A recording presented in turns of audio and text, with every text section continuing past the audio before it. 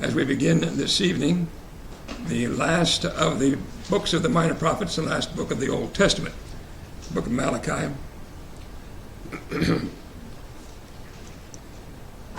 You turn to chapter 1, verse 1. We'll just read verse 1 and do some introductions then as we begin. Who'd like to read verse 1 for us, please? Malachi chapter 1 and verse 1. Who'd like to read that for us, please? Bill, please. Birth of the word of the Lord to Israel by Malachi. All right. So, look at our questions. Get some background on the book of Malachi.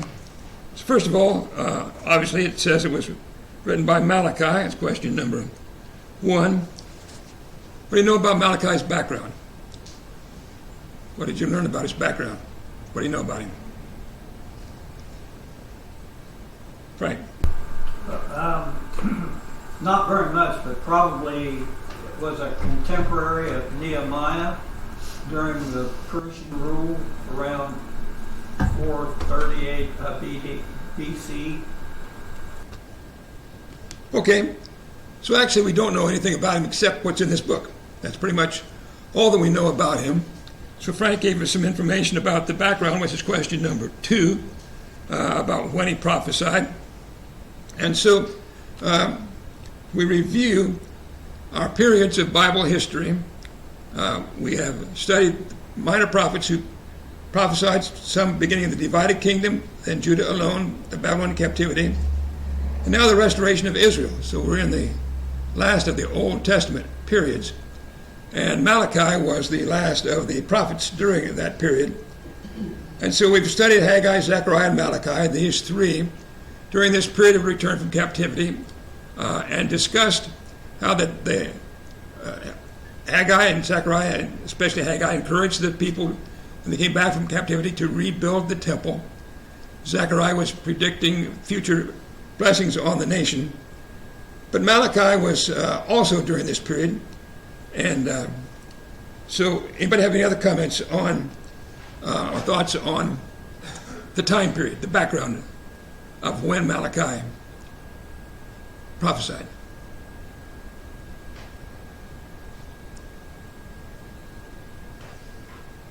Susie.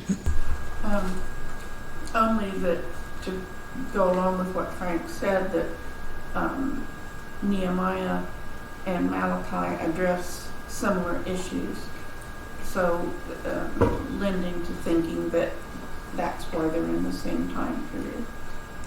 Okay, so as we go through the book of Malachi, we'll see that the temple exists.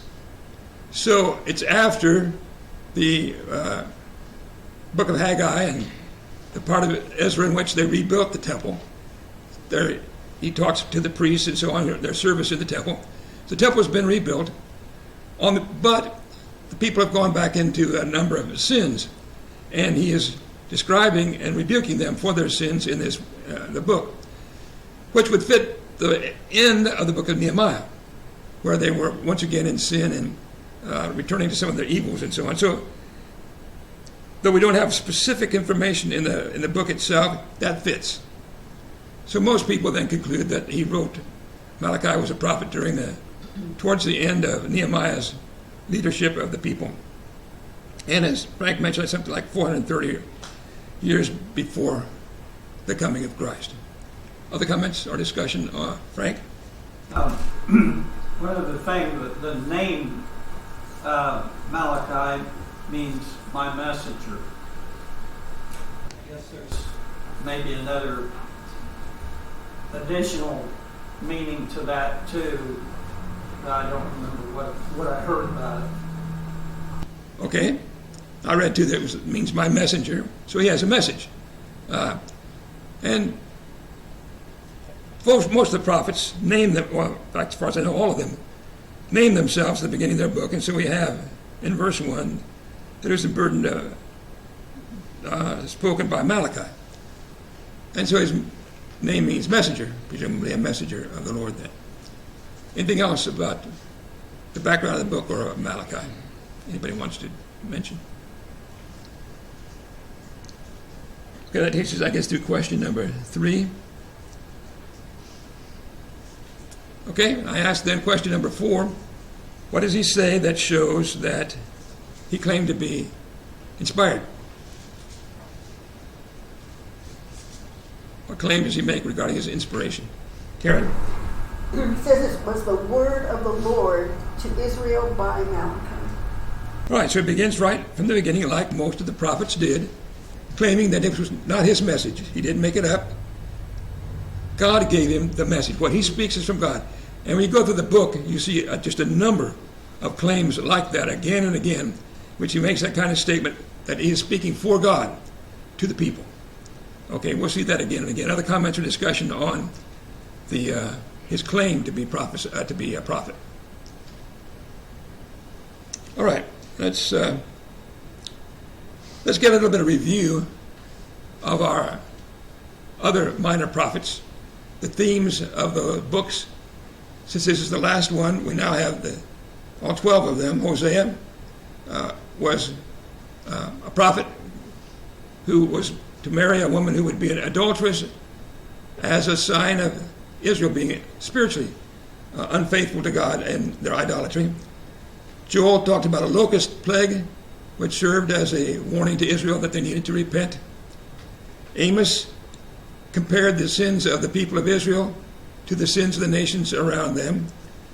Obadiah was not about Israel as such, but about Edom. We'll talk about Edom in our lesson this evening. But Obadiah, his whole message was that Edom was going to be destroyed because of their attitude towards the fall and affliction of Judah. Jonah, of course, God used the fish and the plant to teach him of God's concern for the salvation of the people of Nineveh and all people. And Micah, God put Israel and Judah on trial for their sins. Nahum, another prophecy about Nineveh, this time that Nineveh is going to fall. Habakkuk then questioned God's punishments. Why are you using the wicked nation of Syria to punish people who are actually not as bad as they are? And God responded that he was going to use Babylon then to punish Assyria. Zephaniah, his wrath would come against Jerusalem. And then the 3 that we've just studied, Haggai, the returning Jews should build the temple. Zechariah, the future glory of God's people. So now let's talk about the theme of Malachi. So that's question number, let's go down to 6 and then we'll come back to 5. What did you conclude about the theme of the book? As you look through the book, what was your conclusion about the theme of the book of Malachi? How would you summarize what the book's about? Karen? Well, the first part of the book certainly, he's talking about judgment coming because of the corrupt priests, their wicked practices, and I would call it maybe their false sense of security. They just think we're God's people and they go on doing other things, but they don't think anything about it. Okay. Other comments on the theme of the book? Susie? I don't know that it's particularly a theme, but frequently throughout the book, God declares his supremacy, referring to himself as the Lord of hosts or the Lord Almighty, and says what all he's done for his people, yet Israel lacks respect and gratitude and obedience from the priesthood down. But God shows that he's in control and that there is a judgment coming. Okay. Lack of respect for God. Okay. So I stated the theme this way. It's a call for spiritual restoration among the Jews who return. And one of the things that I noticed through the book is God's accusations against them. He accuses the people of doing something wrong, and then sometimes they respond, and he responds back to them. So I broke that down into several different accusations, but that goes along with what the rest of you are saying, that they're going back to sin. God's trying to bring them back, and a big part of their problem was lack of respect for God and who he was, and understanding of their need to obey him. Other comments on the theme of the book? discussion on the theme. Rick? Once again, in verse 11 there, it says, my name shall be great amongst the Gentiles. So he's telling Israel what all they've done wrong, that the Gentiles will believe in him. Okay? Other comments? All right, back to question number 5. I ask you, where is the book of Malachi mentioned or referred to in the New Testament? Malachi himself is not named. There's no other book that I know of that names Malachi or refers to him directly, but his message is referred to in the New Testament in a few places. So where did you find references to the writings or the statements from Malachi in the New Testament?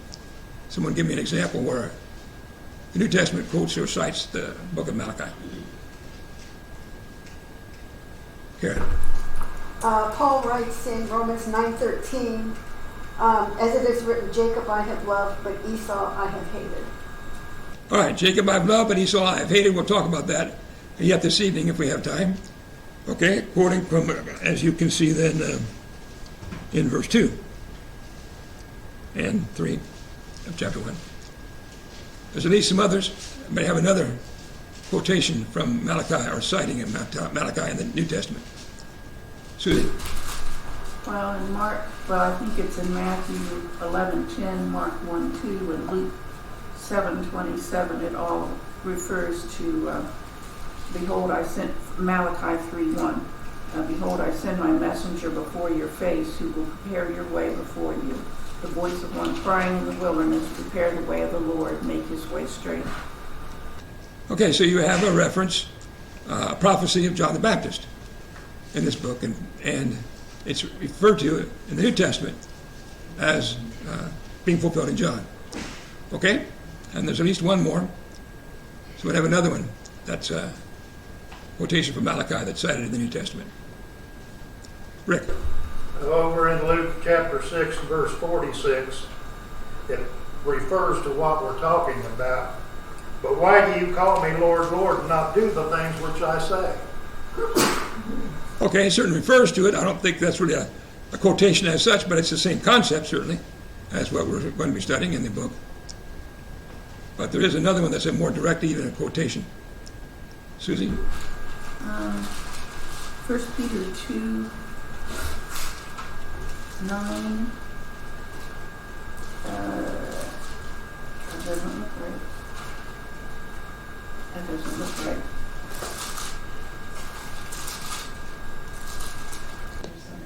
Okay. All right. It's a good passage, but I don't think it quotes Malachi. All right, there's another one that quotes a reference to John the Baptist. Malachi chapter 4, verses 5 and 6 is also quoted in Luke chapter 1 and verse 7.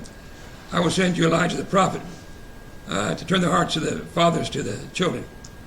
All right, so we have at least those 3 verses, passages from Malachi that are quoted and fulfilled in the New Testament. So what do we learn from that? What does that tell us? If the New Testament quotes the book of Malachi, what does that tell you? Debbie? That it was real. Real in the sense of... God released it. Okay. So yes, so the New Testament writers confirm the inspiration of the book of Malachi.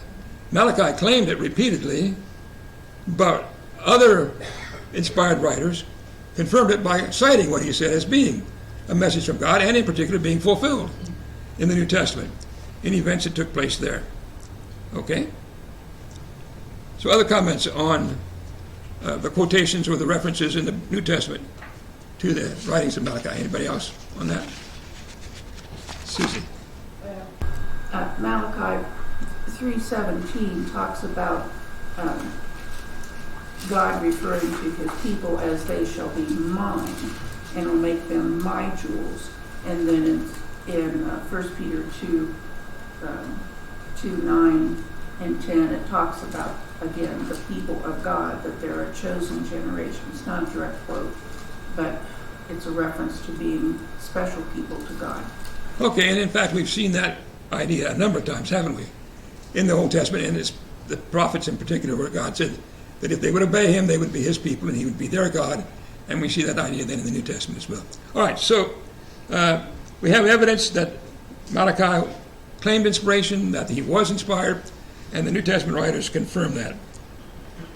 Okay. Where are we here?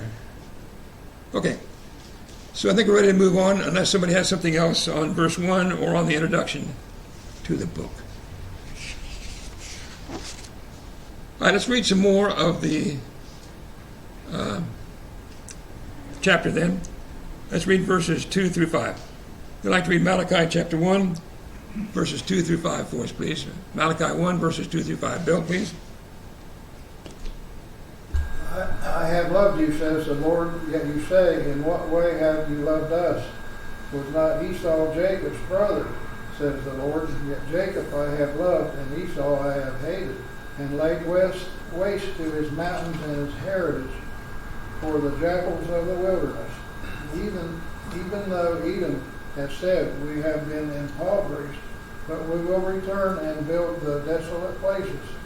Thus says the Lord of hosts, they may build, but I will throw down. They shall be called the territory of wickedness, and the people against whom the Lord will have indignation forever. Your eyes shall see, and you shall say, the Lord is magnified beyond the border of Israel. Okay. So, beginning in verse 2, we have the first conflict, you would say, in which God ends up making accusation against the people. What does God say? What claim does he make? Question number 7. What claim does God make, and how do the people respond? What does he say to them that how do they respond then? Bill? He said he's loved them, and he wants to know Okay. what Esau Jacob's brother, and it says the Lord, that Jacob I have loved you. Okay. So he says he's loved them, but that people respond, in what way have you loved us? So they're doubting his love. They're questioning whether or not he really loved them. And so he proceeds to give this example about Jacob and Esau, which we'll talk about in a moment. Comments on the claim of the Lord and the people's response. Karen. Well, these are people, some of them have returned from captivity. Obviously, there were some generations in there, but they returned from captivity back to their land through God's providence, his provision, his love for them. But they have the audacity to say, how have you loved us? Okay. Other comments? Susie. Well, from the time that the children of Israel left Egypt, God tells them through Moses and in other ways that he has loved them, that he's brought them out with a mighty hand from Egypt and destroyed their enemies, and he's done that multiple times throughout their history. And then, as Karen mentioned, they end up in captivity and come back. Part of the responsibility of the priests was to teach them what had happened and to teach them God's law, and they hadn't done that. So the priests are culpable, but the people don't know. They're culpable. Okay. So here we have a people that have been chosen by God as his special people, and you go all the way back to Abraham, the promise to Abraham, he would give them the land of Canaan, which he did, and that they would become a great nation. And the promise of the Messiah, as we studied specifically in the book of Zechariah, but all throughout the generations since Abraham, God has been preserving them and caring for them and providing for them, because he's using them for his purpose, which we'll talk about some more. And yet they respond, in what way have you loved us? Okay. Obviously, lack of respect. Okay. Jason. would that be tied in with more like the selling of the birthright? And Jacob got it, and God was upset with Esau. And these people are wondering, Jacob had it so good. Even Esau, was Jacob's brother. Where's our share at? Even though he sold his birthright. Okay, we'll get into Jacob and Esau in just a minute then. Any other comments on the people's response before we get into Jacob and Esau? Okay, so then question number 8. I asked how God demonstrated his love. So he could have used all kinds of different examples to show his love for the people. But he chooses this relationship between Jacob and Esau, which is very important for us, I think, to understand, because it's one of the passages quoted in the New Testament and very much misunderstood today. So let's discuss this example that God gave. Esau was Jacob's brother, but he said, Jacob I loved and Esau I hated. Okay? So question number 9, Jason's brought us into this. What's it mean? What's he talking about? Jacob I loved, but Esau I hated.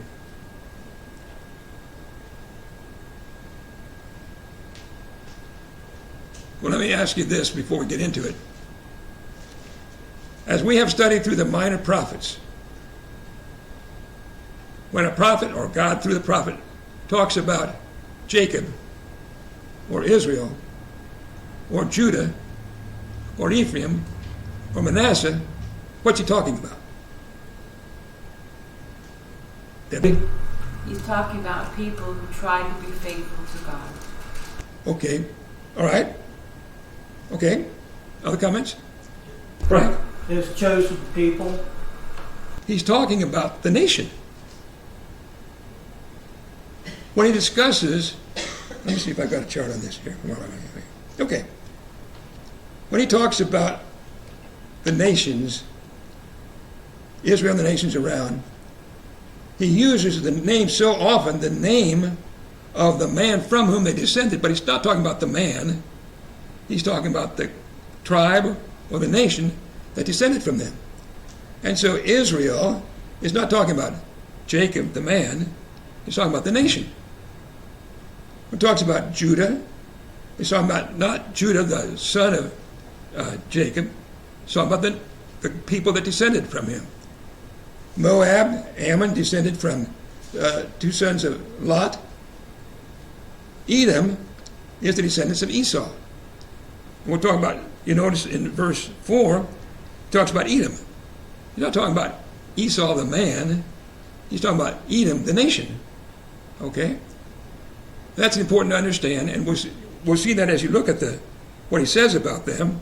Now, it relates, of course, in some sense, as Jason said, to the conflict between Jacob and Esau over the birthright and the promise and so on. But primarily, we're talking about the nations and how God used the nations for his purpose. Okay?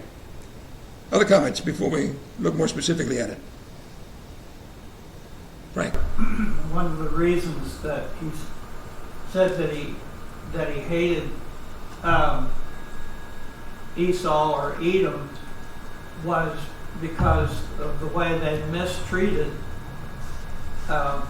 his people at different times through history, how they ridiculed them or denied passage one time, and just brought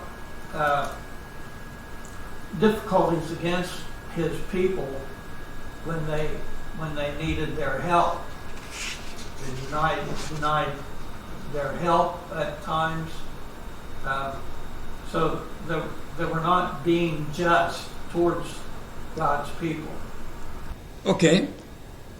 What examples can you think of, and even in our studies of the minor prophets, that God has talked about Edom and rebuked them, talked about the punishment to come upon them?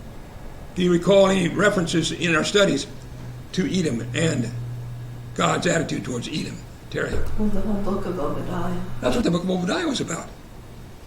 And in fact, much of what he says right here in Malachi, it's a much briefer statement of it, but it's saying the same thing that he did in the book of Obadiah, that God is going to punish Edom, not just primarily because of what Esau did or Jacob did, but what the people did, the nation, and the way they mistreated God's people, the people of Israel or Judah.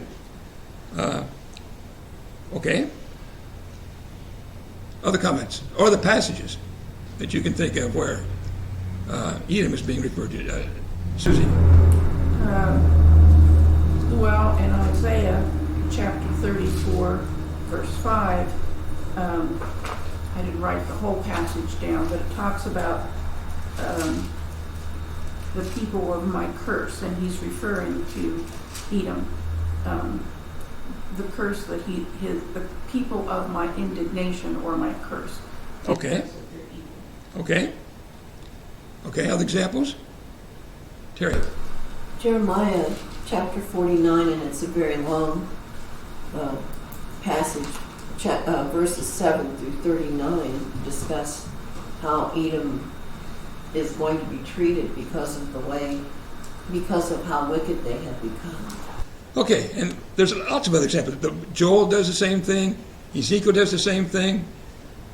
The Edomites, descendants of Esau, to some extent become an example, an illustration of the kind of people that God's going to punish. Just like you go back to Sodom and Gomorrah, and again they're referred to as an example of evil that God's going to bring judgment on. He does a similar thing with the Edomites. And that's really what this is about here in Malachi chapter 1. And again, this is one of the benefits of studying these minor prophets. You see how God talks about these kinds of things, that when he talks about, it sounds like he's talking about a person, but he's really talking about the people that descended or came from that person and the consequences that would come to them. Okay, and we'll talk more about that when we look at the New Testament passage that's quoted here. Other comments on the concept of Jacob and Esau referring to the nations. Okay, what does he say is going to happen to Edom then? He said, Jacob I love, but Esau I hated. What's going to happen to them? Last part of verse 3. Frank? Lay waste the mountain, and their heritage will become a dwelling place in the wilderness for jackals. Okay, see, that's not talking about Esau, the man. It's talking about his descendants, where they would live. And we studied this when we studied the book of Obadiah. Let me come back to that chart in a minute. Here we go. We studied the book of Obadiah. We talked about where the Edomites lived. Here was a picture of the place where their capital, one of the capital cities, Petra. And you see the mountains and the laid waste and so on, a place where wild dogs would live and so forth. Verse 4, what did Edom say they were going to do about it? What did they claim that they would do? Verse 4. Debbie. They will return and rebuild. So they think they're going to solve the problem. They think they can fix this. What's God going to do about that? In the last part of verse 4. Bill. He said they're going to build, but I will throw them down. Okay. They may build, but I'm going to destroy, and they'll be called the territory of wickedness. The people against whom the Lord will have indignation forever. The people, not Esau, his descendants, the people, the place where they live. That's what he's talking about. That's what he meant when he talks about Esau I have hated. He's not talking that he hated the man Esau. Not saying Esau was a good man, but Jacob had his problems too. But this is not talking about the men specifically. He's talking about their descendants, and especially what's going to happen with Esau's descendants, the Edomites. Just like in some of these other passages that we've referred to, where God says he's going to bring judgment upon them and suffering upon them for what they've done. Okay? Other comments on the Edomites and, let's see, how far have we got? Oh, we're actually covered through question number 14, really. the other passages. Okay? Let's back up a little bit. Oh, Susie, go ahead. Well, I think I was just going to ask, are you going to discuss Romans 9? That's next. Okay? Other comments? Velma? I just found a statement that was interesting back in Deuteronomy about the Edomites. Deuteronomy 23:7. Thou shalt not abhor an Edomite, for he is thy brother. Thou shalt not abhor an Egyptian, because thou wast a stranger in his land. But apparently God didn't want him to hate the people.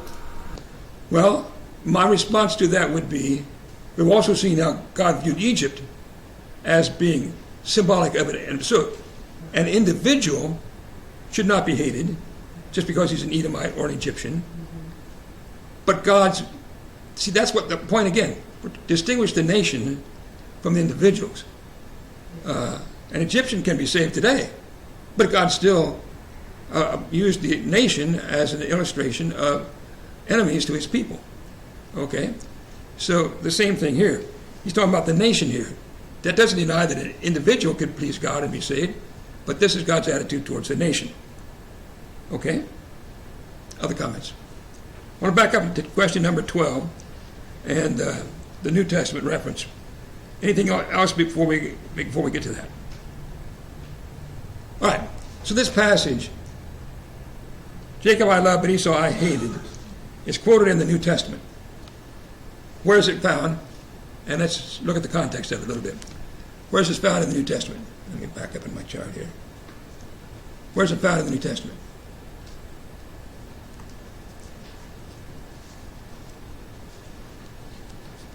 Karen. Romans 9:13. Romans 9:13. So let's back up and look at that passage. And then we'll come back to Malachi. The reason it's especially important is because not just that it's quoted in the New Testament, but it's so misused by those who hold a Calvinistic view. So let's read the context of it here in Romans 9. And let's back up to verse 10. We'd like to read Romans 9, verse 10 through 13 for us, please. Romans 9, verse 10 through 13.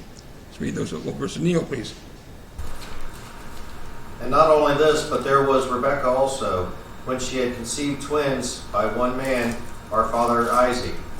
For though the twins were not yet born, and had not done anything good or bad, so that God's purpose according to his choice would stand, not because of works, but because of him who calls.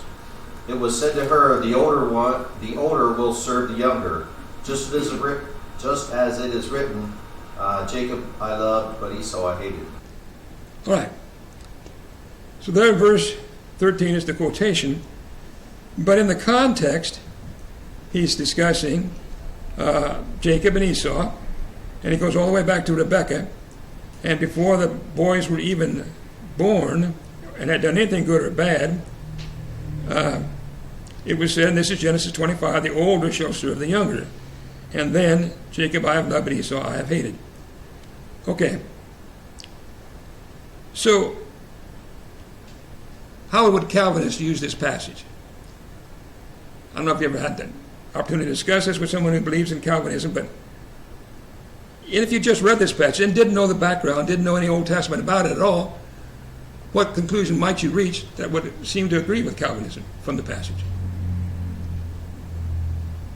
Karen. That God preordains whom he's going to save and whom he's not.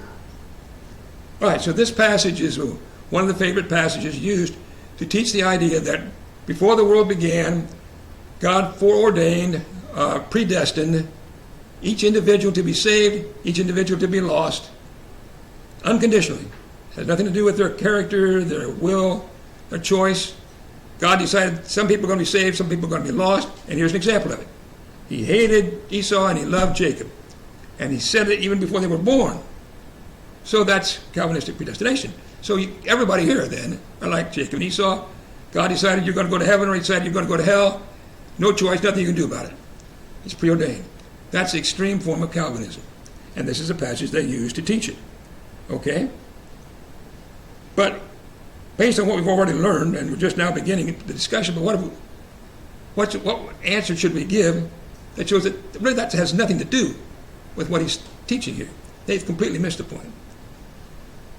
How do you respond? We're on question number 12 now.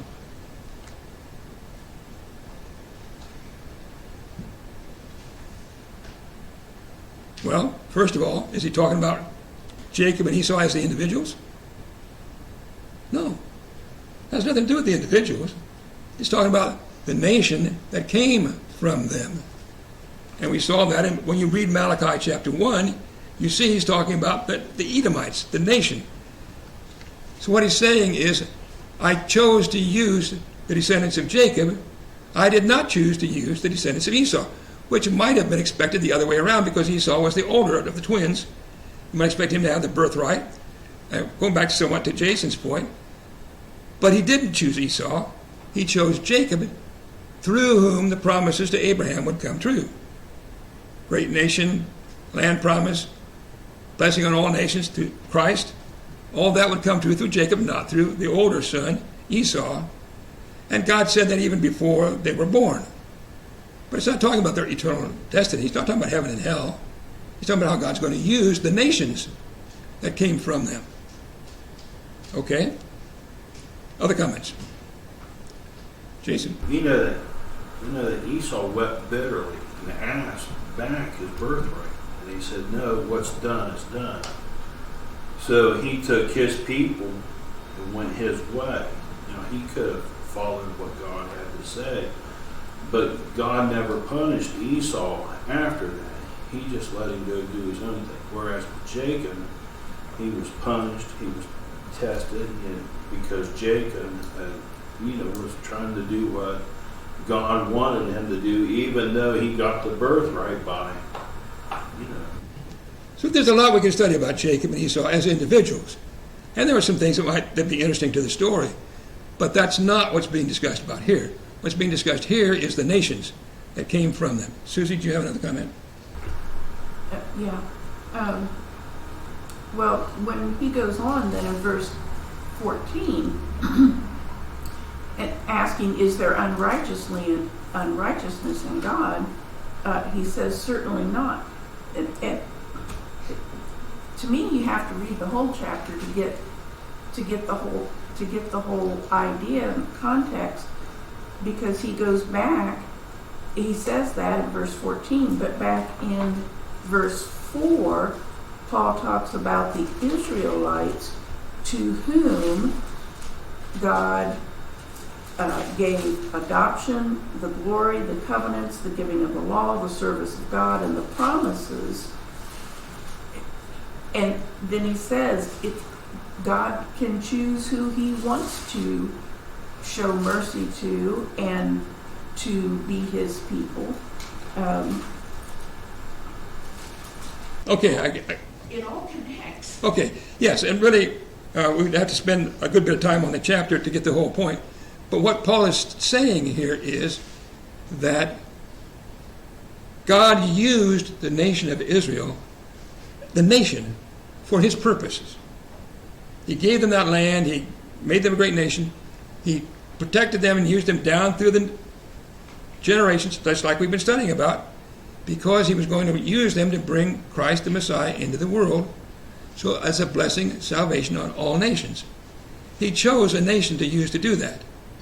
That didn't mean all Israelites are going to be saved, just like it doesn't mean all Edomites are going to be lost. It isn't talking about salvation, eternal destiny. It's talking about how he used them for his purpose. He had the right to use anybody that he wanted for his purpose. He used Pharaoh for his purpose. He used Judas for his purposes. He didn't make them evil, but he used them for his purpose. He used the Assyrians. We talked about how he used the Assyrians to punish the Israelites. He used the Babylonians to punish the people of Judah. He used people, but that doesn't determine the eternal destiny of the individuals. Nations is what's being talked about here. And in fact, if you go back to Genesis 25, where it quotes the statement, before the boys were born, the older shall serve the younger, read the context in Genesis 25. He explains that it's talking about the nations that came from them. It isn't talking about Esau when he served Jacob, but the Edomites would serve the people of Israel. So that's the context being discussed and in Romans chapter 9. So to use this passage to try to prove that God has chosen each individual, this one's going to heaven, this one's going to hell, nothing to do with their choice in the matter, is to completely miss not only the New Testament teaching, but the passages that are being quoted from the Old Testament. Okay, other comments? Let me see if I can summarize that for us. Okay. First of all, it isn't talking about eternal destinies. It has nothing to do with their eternal destinies. It's talking about how he used them. And it's talking about the descendants and how Abraham's promises would come true through them, the nations, not the individuals. And I might add that this statement in Malachi was made long after Jacob and Esau were dead. How could it have a reference to them when they've been dead for generations? And I might add also, when he says, Esau I have hated, it simply means I didn't love him as much as I did Jacob, meaning the nation. Doesn't mean that, again, everyone was going to be lost. The word hate is often used in the Bible is not as much love as for somebody else. And by the way, then, here's a number of passages you see where the Old Testament speaks very negatively about the nation of Edom. So it's not just this one passage, or even two or three others. It's all throughout the prophets and the Old Testament. All right, understanding all of this is very important to understanding not just this passage, but how the passage is misused by those who claim that this means individuals are predestined unconditionally. Other comments before we close? All right, if you have any further discussion, we'll talk about that some more next time then. Thank you.